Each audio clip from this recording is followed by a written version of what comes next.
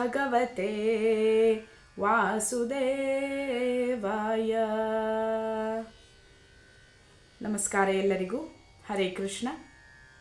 ಇವತ್ತು ನಾನು ಶ್ರೀಮದ್ ಭಾಗವತದ ಮಹಾತ್ಮ್ಯವನ್ನು ಹೇಳ್ತಾ ಇದ್ದೇನೆ. ಶ್ರೀಮದ್ ಭಾಗವತದ ಮಹಾತ್ಮ್ಯವನ್ನು ಪದ್ಮಪುರಾಣದಲ್ಲಿ 6 ಅಧ್ಯಾಯಗಳಲ್ಲಿ ವರ್ಣಿಸಲಾಗಿದೆ. ಇವತ್ತು ನಾನು ಅದರ 1ನೇ ಅಧ್ಯಾಯ ಅಂದರೆ ಭಕ್ತಿ ದೇವಿಯೊಂದಿಗೆ ದೇವರ್ಷಿ ನಾರದರ ಭೇಟಿ, ಈ ಅಧ್ಯಾಯವನ್ನು ಹೇಳ್ತಾ ಇದ್ದೇನೆ. ಅಧ್ಯಾಯವನ್ನು ಪ್ರಾರಂಭ ಮಾಡ್ತಾ ಇದ್ದೇನೆ. ಸಚ್ಚಿದಾನಂದ ರೂಪಾಯ ವಿಶ್ವೋತ್ಪತ್ತ್ಯಾದಿಹೇತವೇ ತಾಪತ್ರಯ ವಿನಾಶಾಯ ಶ್ರೀಕೃಷ್ಣಾಯ ವಯಂ ನಮಃ. ಸಚ್ಚಿದಾನಂದ ಸ್ವರೂಪನಾದ ಭಗವಾನ್ ಕೃಷ್ಣನಿಗೆ ನಾವು ನಮಸ್ಕರಿಸುತ್ತೇವೆ. ಅವನು ಜಗತ್ತಿನ ಉತ್ಪತ್ತಿ, ಸ್ಥಿತಿ, ವಿನಾಶ ಮಾಡಲು ಹಾಗೂ ಆಧ್ಯಾತ್ಮಿಕ, ಆದಿದೈವಿಕ, ಆದಿಭೌತಿಕ ತ್ರಿತಾಪಗಳನ್ನು ನಾಶ ಮಾಡುವಂತಹವನಾಗಿದ್ದಾನೆ. ಯಂ ಪ್ರವ್ರಜಂತಮನುಪೇತಮಪೇತ ಕೃತ್ಯಂ ದ್ವೈಪಾಯನೋ ವಿರಹ ಕಾತರ ಆಜುಹಾವ ಪುತ್ರೇತಿ ತನ್ಮಯತಯಾ ತರವೋಭಿನೇದುಸ್ತಂ ಸರ್ವಭೂತ ಹೃದಯಂ ಮುನಿಮಾನತೋಸ್ಮಿ. ಶ್ರೀ ಶುಕ ಮಹಾಮುನಿಗಳು ಉಪನಯನವೇ ಆಗದಿದ್ದರು, ನೈಸರ್ಗಿಕವಾಗಿಯೇ ಬ್ರಹ್ಮಜ್ಞಾನ ಸಂಪನ್ನರಾಗಿದ್ದರು. ಆದ್ದರಿಂದ ಅವರಿಗೆ ಏನನ್ನು ಮಾಡುವುದು ಬಾಕಿ ಇರಲಿಲ್ಲ. ಇಂತಹ ಬ್ರಹ್ಮನಿಷ್ಠ ಪುತ್ರನು ಮನೆ ಬಿಟ್ಟು ಹೊರಟು ಹೋಗುವಾಗ ಅವನ ತಂದೆ ವೇದವ್ಯಾಸರು ವ್ಯಾಕುಲರಾಗಿ ಮಗು, ಮಗನೇ ಎಂದು ಕರೆಯತೊಡಗಿದರು. ಶುಕ ಮಹಾಮುನಿಗಳಿಗೆ ಸರ್ವಾತ್ಮಭಾವ ಉಂಟಾದ್ದರಿಂದ ಚರಾಚರಗಳಲ್ಲೂ ಏಕಾಕಾರವಾಗಿ ಹೋಗಿದ್ದರಿಂದ ಆ ಕಾಡಿನ ವೃಕ್ಷಗಳೇ ಅವರ ವತಿಯಿಂದ ಉತ್ತರಿಸತೊಡಗಿದವು. ಅಂತಹ ಸರ್ವಭೂತರ ಆತ್ಮಸ್ವರೂಪರಾದ ಶ್ರೀ ಶುಕ ಮುನಿಗಳಿಗೆ ಸಾಷ್ಟಾಂಗ ನಮಸ್ಕಾರ ಮಾಡುತ್ತೇನೆ. ಒಮ್ಮೆ ಭಾಗವತ ಕಥಾಮೃತದ ರಸಾಸ್ವಾದದಲ್ಲಿ ಕುಶಲರಾದ ಮುನಿವರ ಶೌನಕರು ನೈಮಿಷಾರಣ್ಯ ಕ್ಷೇತ್ರದಲ್ಲಿ ವಿರಾಜಮಾನರಾದ ಮಹಾಮತಿವಂತ ಸೂತ ಪುರಾಣಿಕರಿಗೆ ನಮಸ್ಕರಿಸಿ ಅವರಲ್ಲಿ ಕೇಳಿದರು. ಶೌನಕರು ಹೇಳಿದರು, ಸೂತ ಪುರಾಣಿಕರೇ, ನೀವು ಅಜ್ಞಾನ ಅಂಧಕಾರವನ್ನು ನಾಶ ಮಾಡುವುದರಲ್ಲಿ ಕೋಟಿ ಸೂರ್ಯರಿಗೆ ಸಮಾನರಾಗಿದ್ದೀರಿ. ನೀವು ನಮ್ಮಗಳಿಗೆ ಕರ್ಣ ರಸಾಯನವಾದಂತಹ ಅಮೃತ ಸ್ವರೂಪವಾದ ಸಾರಗರ್ಭಿತವಾದ ಕಥೆಯನ್ನ ಹೇಳಿರಿ. ಭಕ್ತಿ, ಜ್ಞಾನ, ವೈರಾಗ್ಯಗಳಿಂದ ದೊರೆಯುವ ಮಹಾನ್ ವಿವೇಕದ ವೃದ್ಧಿ ಹೇಗಾದೀತು ಹಾಗೂ ವೈಷ್ಣವರು ಈ ಮಾಯಾಮೋಹದಿಂದ ಹೇಗೆ ಪಾರಾಗಬಲ್ಲರು? ಈ ಘೋರವಾದ ಕಲಿಕಾಲದಲ್ಲಿ ಜೀವರು ಪ್ರಾಯಶಃ ಆಸುರಿ ಸ್ವಭಾವದವರಾಗಿದ್ದಾರೆ. ವಿವಿಧ ಕ್ಲೇಶಗಳಿಂದ ಆಕ್ರಾಂತರಾದ ಈ ಜೀವರನ್ನ ಶುದ್ಧ ದೈವಿ ಶಕ್ತಿ ಸಂಪನ್ನರಾಗಿಸುವಂತಹ ಸರ್ವಶ್ರೇಷ್ಠವಾದ ಉಪಾಯವೇನು? ಎಲ್ಲಕ್ಕಿಂತ ಹೆಚ್ಚಾದ ಶ್ರೇಯಸ್ಕರವೂ ಪವಿತ್ರದಲ್ಲಿ ಪವಿತ್ರವೂ ಆಗಿರುವಂತಹ ಭಗವಾನ್ ಶ್ರೀಕೃಷ್ಣನನ್ನ ಪ್ರಾಪ್ತಿಯಾಗಿಸುವಂತಹ ಶಾಶ್ವತವಾದ ಸಾಧನೆಯನ್ನ ನೀವು ನಮಗೆ ತಿಳಿಸಿರಿ. ಈ ರೀತಿಯಾಗಿ ಪ್ರಶ್ನೆಗಳನ್ನು ಕೇಳಿದಂತಹ ಶೌನಕರು ಮುಂದೆ ಹೇಳುತ್ತಾರೆ, ಚಿಂತಾಮಣಿಯು ಕೇವಲ ಲೌಕಿಕ ಸುಖವನ್ನು ನೀಡಬಲ್ಲದು. ಕಲ್ಪವೃಕ್ಷವು ಹೆಚ್ಚೆಂದರೆ ಸ್ವರ್ಗದ ಸಂಪತ್ತನ್ನು ಕೊಡಬಲ್ಲದು. ಆದರೆ ಸದ್ಗುರುಗಳು ಸಂಪನ್ನರಾದರೆ ಯೋಗಿಗಳಿಗೆ ದುರ್ಲಭವಾದ ಭಗವಂತನ ವೈಕುಂಠ ಧಾಮವನ್ನೇ ಕೊಡುತ್ತಾರೆ ಅಂತ.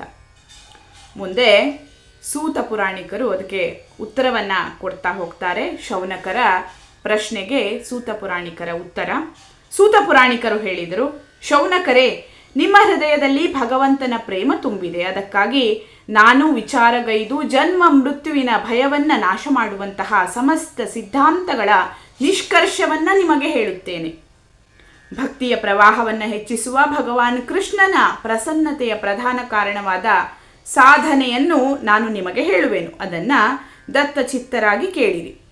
ಶ್ರೀ ಶುಕ ಮಹಾಮುನಿಗಳು ಕಲಿಯುಗದಲ್ಲಿ ಜೀವರು ಕಾಲರೂಪವಾದ ಸರ್ಪಕ್ಕೆ ತುತ್ತಾಗುವ ದುಃಖವನ್ನು ಪೂರ್ಣವಾಗಿ ನಾಶ ಮಾಡಲಿಕ್ಕಾಗಿ ಶ್ರೀಮದ್ ಭಾಗವತ ಶಾಸ್ತ್ರವನ್ನು ಹೇಳಿರುವರು. ಮನಸ್ಸಿನ ಶುದ್ಧಿಗಾಗಿ ಇದರಿಂದ ಮಿಗಿಲಾದ ಯಾವ ಸಾಧನೆಯೂ ಇಲ್ಲ. ಮನುಷ್ಯನ ಜನ್ಮ ಜನ್ಮಾಂತರದ ಪುಣ್ಯವು ಉದಯಿಸಿದಾಗಲೇ ಅವನಿಗೆ ಈ ಭಾಗವತ ಶಾಸ್ತ್ರವು ದೊರೆಯುತ್ತದೆ. ಶ್ರೀ ಶುಕ ಮಹಾಮುನಿಗಳು ಪರೀಕ್ಷಿತನಿಗೆ ಈ ಕಥೆಯನ್ನು ಹೇಳಲು ಸಭೆಯಲ್ಲಿ ವಿರಾಜಮಾನರಾಗಿದ್ದಾಗ ದೇವತೆಗಳು ಅಮೃತ ಕಲಶವನ್ನು ಎತ್ತಿಕೊಂಡು ಅವರ ಬಳಿಗೆ ಬಂದರು. ದೇವತೆಗಳು ತಮ್ಮ ಕಾರ್ಯ ಸಾಧನೆಯಲ್ಲಿ ತುಂಬ ಕುಶಲರಾಗಿರುತ್ತಾರೆ. ಆದ್ದರಿಂದ ಇಲ್ಲಿಯೂ ಎಲ್ಲರೂ ಶುಕ ಮಹಾಮುನಿಗಳಿಗೆ ನಮಸ್ಕರಿಸಿ ಹೇಳಿದರು, ನೀವು ಈ ಅಮೃತ ಕಲಶವನ್ನು ಸ್ವೀಕರಿಸಿ ಬದಲಿಗೆ ನಮಗೆ ಕಥಾಮೃತದ ದಾನವನ್ನು ಕೊಡಿರಿ. ಹೀಗೆ ಪರಸ್ಪರ ವಿನಿಮಯವಾದಾಗ ರಾಜ ಪರೀಕ್ಷಿತನು ಅಮೃತವನ್ನು ಪಾನ ಮಾಡುವನು ಹಾಗೂ ನಾವೆಲ್ಲರೂ ಶ್ರೀಮದ್ ಭಾಗವತ ರೂಪವಾದ ಅಮೃತವನ್ನು ಪಾನ ಮಾಡುವೆವು. ಈ ಪ್ರಪಂಚದಲ್ಲಿ ಗಾಜಿನ ತುಂಡೆಲ್ಲಿ ಮಹಾಮೂಲ್ಯ ವಜ್ರವೆಲ್ಲಿ, ಎಲ್ಲಿ ಸುಧೆ ಮತ್ತು ಎಲ್ಲಿ ಹರಿಕತೆ, ಹೀಗೆ ಯೋಚಿಸಿ ಶ್ರೀ ಶುಕ ಮುನಿಗಳು ಆಗ ದೇವತೆಗಳನ್ನು ಪರಿಹಾಸ್ಯ ಮಾಡಿದರು. ಅವರನ್ನು ಭಕ್ತಿ ಶೂನ್ಯ ಅಂದರೆ ಕಥೆಯ ಅನಧಿಕಾರಿಗಳೆಂದು ತಿಳಿದು ಕಥಾಮೃತವನ್ನು ದಾನ ಮಾಡಲಿಲ್ಲ. ಹೀಗೆ ಶ್ರೀಮದ್ ಭಾಗವತದ ಕಥೆ ದೇವತೆಗಳಿಗೂ ದುರ್ಲಭವಾಗಿದೆ. ಹಿಂದೆ ಶ್ರೀಮದ್ ಭಾಗವತದ ಶ್ರವಣದಿಂದಲೇ ರಾಜ ಪರೀಕ್ಷಿತನು ಮುಕ್ತನಾದುದನ್ನು ನೋಡಿ ಬ್ರಹ್ಮದೇವರಿಗೆ ಭಾರಿ ಆಶ್ಚರ್ಯವಾಗಿತ್ತು. ಅವರು ಸತ್ಯಲೋಕದಲ್ಲಿ ತಕ್ಕಡಿ ಹಿಡಿದು ಎಲ್ಲ ಸಾಧನಗಳನ್ನು ತೂಕ ಮಾಡಿದರು. ಬೇರೆ ಬೇರೆ ಎಲ್ಲ ಸಾಧನೆಗಳು ತೂಕದಲ್ಲಿ ಹಗುರವಾಗಿ ಭಾಗವತವು ಎಲ್ಲಕ್ಕಿಂತ ಭಾರವಾಯಿತು. ಇದನ್ನು ನೋಡಿ ಎಲ್ಲ ಋಷಿಗಳಿಗೆ ಭಾರಿ ವಿಸ್ಮಯವಾಯಿತು.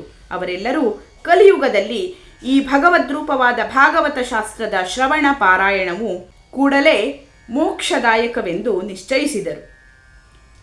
ಶ್ರೀಮದ್ ಭಾಗವತವನ್ನು ಸಪ್ತಾಹ ವಿಧಿಯಿಂದ ಶ್ರವಣಿಸಿದಾಗ ನಿಶ್ಚಯವಾಗಿಯೂ ಭಕ್ತಿಯು ಲಭಿಸುತ್ತದೆ. ಹಿಂದೆ ಇದನ್ನು ದಯಾಪರಾಯಣರಾದಂತಹ ಸನಕಾದಿಗಳು ದೇವರ್ಷಿ ನಾರದರಿಗೆ ಹೇಳಿದ್ದರು. ದೇವರ್ಷಿ ನಾರದರು ಮೊದಲು ಬ್ರಹ್ಮದೇವರಿಂದ ಇದನ್ನು ಶ್ರವಣಿಸಿದ್ದರೂ ಕೂಡ ಸಪ್ತಾಹ ಶ್ರವಣದ ವಿಧಿಯನ್ನಾದರೂ ಅವರಿಗೆ ಸನಕಾದಿಗಳೇ ತಿಳಿಸಿದ್ದರು. ಈಗ ಇಷ್ಟೆಲ್ಲ ಹೇಳಿದ್ದು ಸೂತ ಪುರಾಣಿಕರು. ಈಗ ಶೌನಕರು ಮತ್ತೆ ಕೇಳುತ್ತಾರೆ, ಪ್ರಾಪಂಚಿಕದಿಂದ ಮುಕ್ತರು ವಿಚರಣಶೀಲರು ಆದಂತಹ ನಾರದರಿಗೆ ಸನಕಾದಿಗಳೊಂದಿಗೆ ಸಂಯೋಗ ಎಲ್ಲಿ ಉಂಟಾಯಿತು ಹಾಗೂ ವಿಧಿವಿಧಾನಗಳಿಂದ ಶ್ರವಣಿಸುವ ಪ್ರೀತಿ ಅವರಿಗೆ ಹೇಗೆ ಉಂಟಾಯಿತು? ಈ ಪ್ರಶ್ನೆಯನ್ನು ಶೌನಕ ಋಷಿಗಳು ಸೂತ ಪುರಾಣಿಕರಲ್ಲಿ ಕೇಳ್ತಾ ಇದ್ದಾರೆ. ಸೂತ ಪುರಾಣಿಕರು ಈಗ ಉತ್ತರವನ್ನು ಕೊಡ್ತಾರೆ. ಸೂತ ಪುರಾಣಿಕರು ಹೇಳಿದುದು, ಶ್ರೀ ಶುಕ ಮಹಾಮುನಿಗಳು ನನ್ನನ್ನು ತಮ್ಮ ಅನನ್ಯ ಶಿಷ್ಯನೆಂದು ತಿಳಿದು ಏಕಾಂತದಲ್ಲಿ ಹೇಳಿದ ಭಕ್ತಿಪೂರ್ಣ ಕಥಾನಕವನ್ನು ನಿಮಗೆ ಹೇಳುತ್ತೇನೆ. ಒಂದು ದಿನ ವಿಶಾಲಪುರಿಗೆ ಸತ್ಸಂಗಕ್ಕಾಗಿ ಬಂದಿರುವಂತಹ ಸನಕಾದಿ 4 ನಿರ್ಮಲ ಋಷಿಗಳು ನಾರದರನ್ನು ನೋಡಿದರು. ಸನಕಾದಿಗಳು ಕೇಳಿದರು, ಬ್ರಹ್ಮನ್, ನಿಮ್ಮ ಮುಖ ಏಕೆ ಬಾಡಿದೆ? ನೀವು ಚಿಂತಾತುರ ಹೇಗಾದಿರಿ? ಇಷ್ಟು ಆತುರವಾಗಿ ಯಾವ ಕಡೆಗೆ ಹೋಗುತ್ತಿರುವಿರಿ? ನಿಮ್ಮ ಆಗಮನ ಯಾವ ಕಡೆಯಿಂದ ಆಯಿತು? ಈಗಲಾದರೂ ನೀವು ಎಲ್ಲ ಧನವನ್ನು ಕಳಕೊಂಡ ಮನುಷ್ಯನಂತೆ ವ್ಯಾಕುಲರಾಗಿರುವಿರಿ ಎಂದು ಕಾಣುತ್ತದೆ. ನಿಮ್ಮಂತಹ ಆಸಕ್ತಿರಹಿತ ಪುರುಷರಿಗೆ ಇದು ಉಚಿತವಲ್ಲ. ಇದರ ಕಾರಣವನ್ನು ಹೇಳಿರಿ. ಈ ಪ್ರಶ್ನೆಯನ್ನು ಸನಕಾದಿಗಳು ನಾರದರ ಹತ್ರ ಕೇಳುತ್ತಾರೆ. ನಾರದರು ಈಗ ಉತ್ತರವನ್ನು ಕೊಡ್ತಾರೆ. ನಾರದ ಉವಾಚ, ಅಹಂ ತು ಪೃಥಿವೀಂ ಯಾತೋ ಜ್ಞಾತ್ವಾ ಸರ್ವೋತ್ತಮಾಮಿತಿ ಪುಷ್ಕರಂ ಚ ಪ್ರಯಾಗಂ ಚ ಕಾಶೀಂ ಗೋದಾವರೀಂ ತಥಾ ಹರಿಕ್ಷೇತ್ರಂ ಕುರುಕ್ಷೇತ್ರಂ ಶ್ರೀರಂಗಂ ಸೇತುಬಂಧನಂ ಏವಮಾದಿಷು ತೀರ್ಥೇಷು ಭ್ರಮಮಾಣೈತಸ್ತತಃ ನ ಪಶ್ಯಂ ಕುತ್ರಚಿಚ್ಛರ್ಮ ಮನಃ ಸಂತೋಷಕಾರಕಂ ಕಲಿನಾ ಧರ್ಮಮಿತ್ರೇಣ ಧರೇಯಂ ಬಾಧಿತಾಧುನಾ. ನಾರದರು ಹೇಳಿದರು, ನಾನು ಸರ್ವೋತ್ತಮ ಲೋಕವೆಂದು ಎಣಿಸಿ ಪೃಥ್ವಿಗೆ ಬಂದೆ. ಇಲ್ಲಿ ಪುಷ್ಕರ, ಪ್ರಯಾಗ, ಕಾಶಿ, ಗೋದಾವರಿ ಅಂದರೆ ನಾಸಿಕ, ಹರಿದ್ವಾರ, ಕುರುಕ್ಷೇತ್ರ, ಶ್ರೀರಂಗ, ಸೇತುಬಂಧ ಅಂದರೆ ರಾಮೇಶ್ವರ ಮುಂತಾದ ಅನೇಕ ತೀರ್ಥಗಳಲ್ಲಿ ಇತ್ತ ಅತ್ತ ಅಲೆಯುತ್ತಿದ್ದೆ. ಆದರೆ ಮನಸ್ಸಿಗೆ ಸಂತೋಷವೀಯುವಂತಹ ಶಾಂತಿಯು ನನಗೆ ಸಿಗಲಿಲ್ಲ. ಈಗ ಅಧರ್ಮದ ಸಹಾಯಕ ಕಲಿಯುಗವು ಇಡೀ ಪೃಥ್ವಿಯನ್ನು ಬಾಧಿಸುತ್ತಿದೆ. ಮುಂದೆ ಅವರು ಕಲಿಯುಗದ ಲಕ್ಷಣಗಳನ್ನು ಹೇಳ್ತಾರೆ. ಸತ್ಯಂ ನಾಸ್ತಿ ತಪಃ ಶೌಚಂ ದಯಾದಾನಂ ನ ವಿದ್ಯತೆ ಉದರಂ ಭರಿಣೋ ಜೀವ ವರಾಕಾಹ ಕೂಟಭಾಷಿಣಃ ಮಂದಾಸ್ಸು ಮಂದಮತಯೋ ಮಂದಭಾಗ್ಯಾಹ್ಯುಪದ್ರುತಾಃ ಪಾಖಂಡನಿರತಾಃ ಸಂತೋ ವಿರಕ್ತಾಃ ಸಪರಿಗ್ರಹಾಃ ತರುಣೀ ಪ್ರಭುತಾ ಗೇಹೆ ಶ್ಯಾಲಕೋ ಬುದ್ಧಿದಾಯಕಃ ಕನ್ಯಾ ವಿಕ್ರಯಿಣೋ ಲೋಭಾದ್ ದಂಪತೀನಾಂ ಚ ಕಲ್ಕನಂ. ಈಗ ಇಲ್ಲಿ ಸತ್ಯ, ತಪಸ್ಸು, ಶೌಚ, ದಯೆ, ದಾನ ಇವುಗಳು ಏನೂ ಉಳಿಯಲಿಲ್ಲ. ಬಡಪಾಯಿ ಜೀವರು ಕೇವಲ ಹೊಟ್ಟೆ ಹೊರೆಯುವುದರಲ್ಲೇ ತೊಡಗಿರುವರು. ಅವರು ಸುಳ್ಳನ್ನಾಡುವರು. ಅಲಸಿಗಳು, ಮಂದಬುದ್ಧಿಯವರು, ಭಾಗ್ಯಹೀನರು, ಉಪದ್ರವಗ್ರಸ್ತರೂ ಆಗಿದ್ದಾರೆ. ಹೊರಗಿನ ವೇಷ ಮಾತ್ರ ಸಾಧು ಸಂತರು. ಅವರೆಲ್ಲ ಪೂರ್ಣ ಪಾಷಂಡಿಗಳಾಗಿದ್ದಾರೆ. ನೋಡಲು ವಿರಕ್ತರಂತೆ ಕಂಡುಬಂದರೂ ಸ್ತ್ರೀ ಸಂಪತ್ತು ಎಲ್ಲವನ್ನೂ ಪರಿಗ್ರಹಿಸುತ್ತಾರೆ. ಮನೆಗಳಲ್ಲಿ ಸ್ತ್ರೀಯರ ರಾಜ್ಯವೇ ನಡೆಯುತ್ತಿದೆ. ಭಾವಮೈದುನರೇ ಸಲಹೆಗಾರರಾಗಿದ್ದಾರೆ. ಲೋಭದಿಂದ ಜನರು ಹೆಣ್ಣು ಮಕ್ಕಳನ್ನು ಮಾರುತ್ತಿದ್ದಾರೆ. ಗಂಡ ಹೆಂಡಿರಲ್ಲಿ ನಿತ್ಯ ಜಗಳ ನಡೆಯುತ್ತಾ ಇದೆ. ಮುಂದೆ ಹೇಳುತ್ತಾರೆ, ಆಶ್ರಮಾಯವನೈರುದ್ಧಾಸ್ತೀರ್ಥಾನಿ ಸರಿತಸ್ತಥಾ ದೇವತಾಯತನಾನ್ಯತ್ರ ದುಷ್ಟೈರ್ನಷ್ಟಾನಿ ಭೂರಿಶಃ ನ ಯೋಗಿ ನೈವ ಸಿದ್ಧೋ ವಾ ನ ಜ್ಞಾನಿ ಸತ್ಕ್ರಿಯೋ ನರಃ ಕಲಿದಾವಾನಲೇನಾದ್ಯ ಸಾಧನಂ ಭಸ್ಮತಾಂ ಗತಂ ಅಟ್ಟಶೂಲಾ ಜನಪದಾಃ ಶಿವಶೂಲಾ ದ್ವಿಜಾತಯಃ ಕಾಮಿನ್ಯಃ ಕೇಶಶೂಲಿನ್ಯಃ ಸಂಭವಂತಿ ಕಲಾವಿಹ.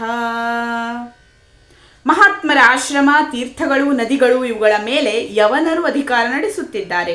ಆ ದುಷ್ಟರು ಅನೇಕ ದೇವಾಲಯಗಳನ್ನೂ ನಾಶ ಮಾಡಿರುವರು. ಈಗಲಂತೂ ಇಲ್ಲಿ ಯೋಗಿಗಳು, ಸಿದ್ಧರು, ಜ್ಞಾನಿಗಳು ಯಾರೂ ಇಲ್ಲ.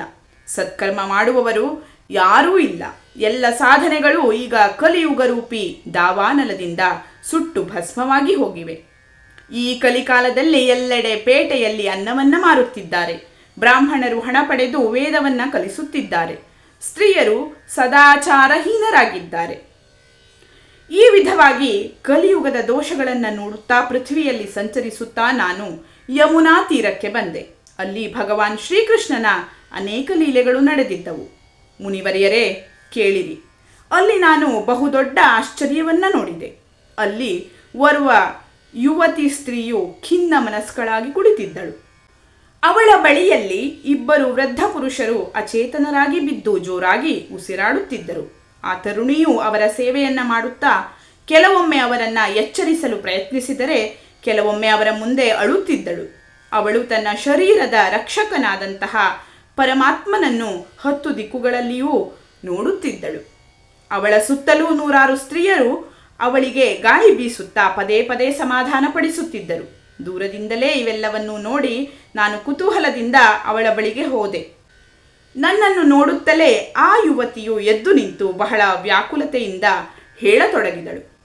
ಯುವತಿಯು ಹೇಳಿದಳು, ಮಹಾತ್ಮರೇ, ಒಂದು ಕ್ಷಣ ನಿಂತುಕೊಳ್ಳಿ ಹಾಗೂ ನನ್ನ ಚಿಂತೆಯನ್ನ ದೂರ ಮಾಡಿರಿ. ನಿಮ್ಮ ದರ್ಶನವಾದರೋ ಪ್ರಪಂಚದ ಸಮಸ್ತ ಪಾಪಗಳನ್ನು ಸರ್ವಥಾ ನಾಶ ಮಾಡುವುದಾಗಿದೆ. ನಿಮ್ಮ ಮಾತಿನಿಂದ ನನ್ನ ದುಃಖವು ಶಾಂತವಾದೀತು. ಮನುಷ್ಯನಿಗೆ ಭಾಗ್ಯವು ಒದಗಿದಾಗಲೇ ನಿಮ್ಮ ದರ್ಶನವಾಗುತ್ತದೆ. ನಾರದರು ಹೇಳುತ್ತಾರೆ, ಆಗ ನಾನು ಆ ಸ್ತ್ರೀಯ ಬಳಿ ಕೇಳಿದೆ, ದೇವಿ, ನೀನು ಯಾರು? ಇವರಿಬ್ಬರು ಪುರುಷರು ನಿನಗೇನಾಗಬೇಕು? ನಿನ್ನ ಬಳಿಯಲ್ಲಿ ಕಮಲ ನಯನೆಯರಾದ ಈ ದೇವಿಯರು ಯಾರು? ನೀನು ನನಗೆ ವಿವರವಾಗಿ ನಿನ್ನ ದುಃಖದ ಕಾರಣವನ್ನ ಹೇಳು. ಈ ರೀತಿಯಾಗಿ ನಾರದರು ಆ ಯುವತಿಯನ್ನ ಕೇಳುತ್ತಾರೆ. ಯುವತಿಯು ಉತ್ತರವನ್ನ ಹೀಗೆ ಕೊಡ್ತಾಳೆ, ನನ್ನ ಹೆಸರು ಭಕ್ತಿ ಎಂದು. ಇವರಿಬ್ಬರು ಜ್ಞಾನ ಮತ್ತು ವೈರಾಗ್ಯರೆಂಬ ನನ್ನ ಮಕ್ಕಳಾಗಿದ್ದಾರೆ. ಕಾಲದ ಮಹಿಮೆಯಿಂದ ಇವರು ಹೀಗೆ ಜರ್ಜರಿತರಾಗಿದ್ದಾರೆ. ಈ ದೇವಿಯರು ಗಂಗಾದಿ ನದಿಗಳು. ಇವರೆಲ್ಲರೂ ನನ್ನ ಸೇವೆ ಮಾಡಲೆಂದು ಬಂದಿರುವರು. ಹೀಗೆ ಸಾಕ್ಷಾತ್ ದೇವಿಯರಿಂದ ಸೇವಿತಳಾಗಿದ್ದರೂ ನನಗೆ ಸುಖ ಶಾಂತಿ ಇಲ್ಲ. ತಪೋಧನರೇ, ಮನಸ್ಸಿಟ್ಟು ನನ್ನ ವೃತ್ತಾಂತವನ್ನ ಕೇಳಿರಿ. ನನ್ನ ಕಥೆಯಾದರೂ ಪ್ರಸಿದ್ಧವೇ ಇದೆ. ಆದರೂ ಕೂಡ ಅದನ್ನು ಕೇಳಿ ನೀವು ನನಗೆ ಶಾಂತಿಯನ್ನ ಕರುಣಿಸಿರಿ.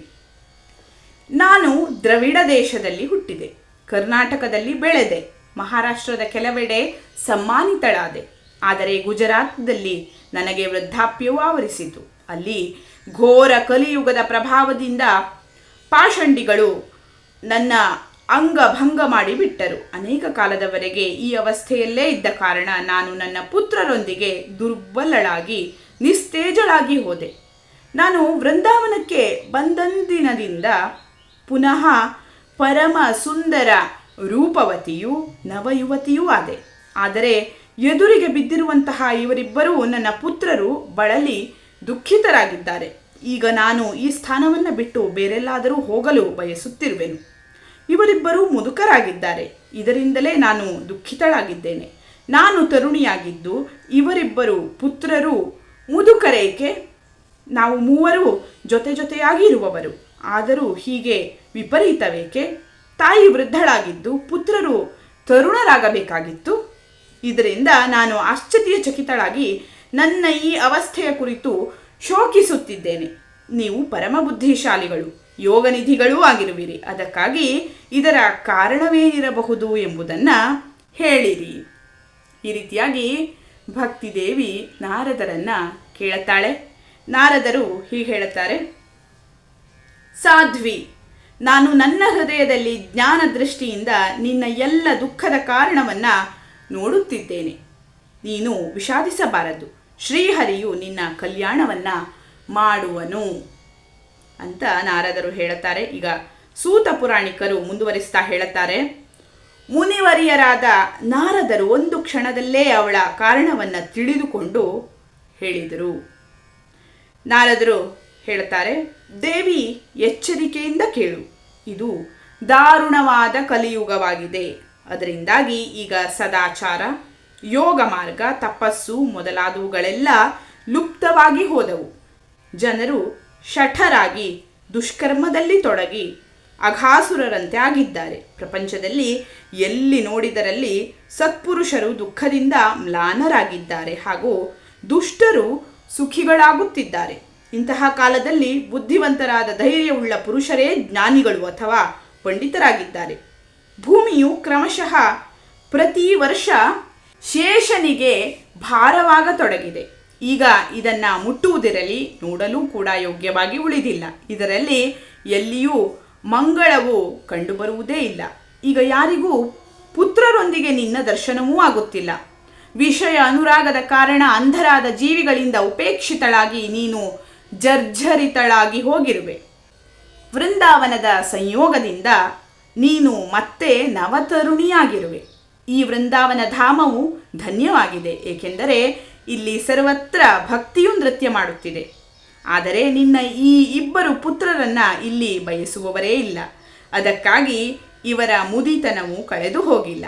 ಇಲ್ಲಿ ಇವರಿಗೆ ಸ್ವಲ್ಪ ಆತ್ಮಸುಖ, ಭಗವತ್ ಆನಂದದ ಪ್ರಾಪ್ತಿಯಾದ್ದರಿಂದ ಇವರು ಮಲಗಿದಂತೆ ಕಂಡು ಬರುತ್ತಿದ್ದಾರೆ. ಇದಿಷ್ಟು ನಾರದರು ಭಕ್ತಿದೇವಿಗೆ ಹೇಳಿದಂತಹ ಮಾತುಗಳು. ಮುಂದೆ ಭಕ್ತಿದೇವಿ ಹೇಳುತ್ತಾಳೆ: ರಾಜ ಪರೀಕ್ಷಿತನು ಈ ಪಾಪಿ ಕಲಿಯುಗವನ್ನು ಇಲ್ಲಿ ಏಕೆ ಇರಲು ಬಿಟ್ಟನು? ಅದು ಬರುತ್ತಲೇ ಎಲ್ಲ ವಸ್ತುಗಳ ಸಾರವು ಎಲ್ಲಿಗೆ ಹೊರಟು ಹೋಯಿತೋ ತಿಳಿಯದು. ಕರುಣಾಮಯನಾದ ಶ್ರೀಹರಿಯು ಈ ಅಧರ್ಮವನ್ನು ಹೇಗೆ ನೋಡುತ್ತಾನೆ? ಮುನಿವರ್ಯ, ನನ್ನ ಈ ಸಂದೇಹವನ್ನು ದೂರ ಮಾಡಿರಿ. ನಿಮ್ಮ ವಚನಗಳಿಂದ ನನಗೆ ಬಹಳ ಶಾಂತಿ ದೊರೆತಿದೆ. ನಾರದರು ಹೇಳುತ್ತಾರೆ ಈಗ ಅದಕ್ಕೆ: ಎಲೈ ಭಕ್ತಿಯೇ, ನೀನು ಕೇಳಿದ್ದರಿಂದ ಪ್ರೇಮದಿಂದ ಆಲಿಸು. ಶುಭಪ್ರದಳೆ, ನಾನೆಲ್ಲವನ್ನ ಹೇಳುವೆನು. ಇದರಿಂದ ನಿನ್ನ ದುಃಖವು ದೂರವಾಗುವುದು. ಭಗವಾನ್ ಶ್ರೀಕೃಷ್ಣನು ಈ ಭೂಲೋಕವನ್ನು ಬಿಟ್ಟು ತನ್ನ ಪರಮಧಾಮಕ್ಕೆ ಹೊರಟು ಹೋದ ದಿನದಿಂದ ಇಲ್ಲಿ ಸಮಸ್ತ ಸಾಧನೆಗಳಲ್ಲಿ ಬಾಧೆಯನ್ನು ಒಡ್ಡುವಂತಹ ಕಲಿಯುಗವು ಆವರಿಸಿಬಿಟ್ಟಿದೆ. ದಿಗ್ವಿಜಯದ ಸಮಯದಲ್ಲಿ ರಾಜ ಪರೀಕ್ಷಿತನ ದೃಷ್ಟಿಯು ಕಲಿಯುಗದ ಮೇಲೆ ಬಿದ್ದಾಗ ಅದು ದೀನವಾಗಿ ಅವನಿಗೆ ಶರಣಾಯಿತು. ಭ್ರಮರದಂತೆ ಸಾರಗ್ರಾಹಿಯಾದ ರಾಜನು ಇದನ್ನು ನಾನು ಕೊಲ್ಲಬಾರದು ಎಂದು ನಿಶ್ಚಯಿಸಿದನು. ಏಕೆಂದರೆ ತಪಸ್ಸು, ಯೋಗ, ಸಮಾಧಿಯಿಂದಲೂ ಸಿಗದಿರುವಂತಹ ಫಲವು ಕಲಿಯುಗದಲ್ಲಿ ಶ್ರೀಹರಿಯ ಕೀರ್ತನೆಯಿಂದಲೇ ಸುಲಭವಾಗಿ ದೊರೆಯುತ್ತದೆ.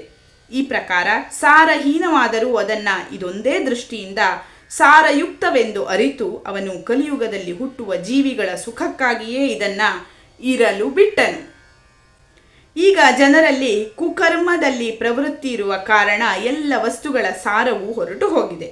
ಪೃಥ್ವಿಯ ಎಲ್ಲ ಪದಾರ್ಥಗಳು ಬೀಜಹೀನವಾದ ಹೊಟ್ಟಿಗೆ ಸಮಾನವಾಗಿವೆ. ಬ್ರಾಹ್ಮಣರು ಕೇವಲ ಧನ ಧಾನ್ಯದ ಲೋಭದಿಂದ ಮನೆಗಳಲ್ಲಿ ಹಾಗೂ ಎಲ್ಲ ಜನರಿಗೆ, ಅಭಕ್ತರಿಗೆ, ಅಪಾತ್ರರಿಗೆ ಭಾಗವತದ ಕಥೆಯನ್ನು ಹೇಳತೊಡಗಿರುವರು. ಇದರಿಂದ ಕಥೆಯ ಸಾರವೂ ಹೊರಟು ಹೋಯಿತು. ತೀರ್ಥಗಳಲ್ಲಿ ಅನೇಕ ಪ್ರಕಾರದ ಅತ್ಯಂತ ಘೋರ ಕರ್ಮ ಮಾಡುವವರು, ನಾಸ್ತಿಕರು, ನರಕಭಾಜನರೂ ಆದ ಜನರೇ ಇರತೊಡಗಿದ್ದಾರೆ. ಇದರಿಂದ ತೀರ್ಥಗಳ ಪ್ರಭಾವವೂ ಹೊರಟು ಹೋಗುತ್ತಾ ಇದೆ.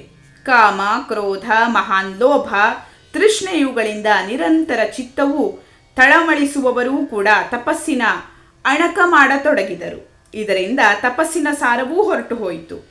ಮನಸ್ಸಿನ ಮೇಲೆ ಹತೋಟಿ ಇಲ್ಲದ್ದರಿಂದ ಲೋಭ, ದಂಭ, ಪಾಷಂಡತನವನ್ನು ಆಶ್ರಯಿಸಿದ್ದರಿಂದ ಹಾಗೂ ಶಾಸ್ತ್ರದ ಅಭ್ಯಾಸ ಮಾಡದೇ ಇರುವುದರಿಂದ ಧ್ಯಾನ ಯೋಗದ ಫಲವೂ ಮುಗಿದು ಹೋಯಿತು. ಪಂಡಿತರಾದವರು ತಮ್ಮ ಪತ್ನಿಯರೊಂದಿಗೆ ಪಶುಗಳಂತೆ ರಮಿಸುತ್ತಾರೆ. ಅವರಲ್ಲಿ ಸಂತಾನವನ್ನು ಉತ್ಪಾದಿಸುವುದರಲ್ಲಿ ಕುಶಲತೆ ಕಂಡುಬರುತ್ತದೆ. ಆದರೆ ಮುಕ್ತಿ ಸಾಧನೆಯಲ್ಲಿ ಅವರು ಅಕುಶಲರಾಗಿದ್ದಾರೆ. ಸಂಪ್ರದಾಯಕ್ಕೆ ಅನುಸಾರ ಪ್ರಾಪ್ತವಾದ ವಿಷ್ಣು ಭಕ್ತಿಯಲ್ಲಿಯೂ ಕಂಡುಬರುವುದಿಲ್ಲ. ಹೀಗೆ ಎಲ್ಲೆಡೆ ಎಲ್ಲ ವಸ್ತುಗಳ ಸಾರವು ಉಡುಗಿ ಹೋಗಿದೆ. ಇದಾದರೋ ಈ ಯುಗದ ಸ್ವಭಾವವೇ ಆಗಿದೆ. ಇದರಲ್ಲಿ ಯಾರ ದೋಷವೂ ಇಲ್ಲ. ಇದರಿಂದಲೇ ಭಗವಾನ್ ಪುಂಡರೀಕಾಕ್ಷನು ಅತಿ ಸಮೀಪ ಇರುತ್ತಿದ್ದರೂ ಇದೆಲ್ಲವನ್ನೂ ಸಹಿಸುತ್ತಿರುವನು. ಸೂತ ಪುರಾಣಿಕರು ಹೇಳುತ್ತಾರೆ, ಈಗ ಶೌನಕರೇ, ಹೀಗೆ ದೇವರ್ಷಿ ನಾರದರ ಮಾತನ್ನು ಕೇಳಿ ಭಕ್ತಿಗೆ ಅತ್ಯಂತ ಆಶ್ಚರ್ಯವಾಯಿತು.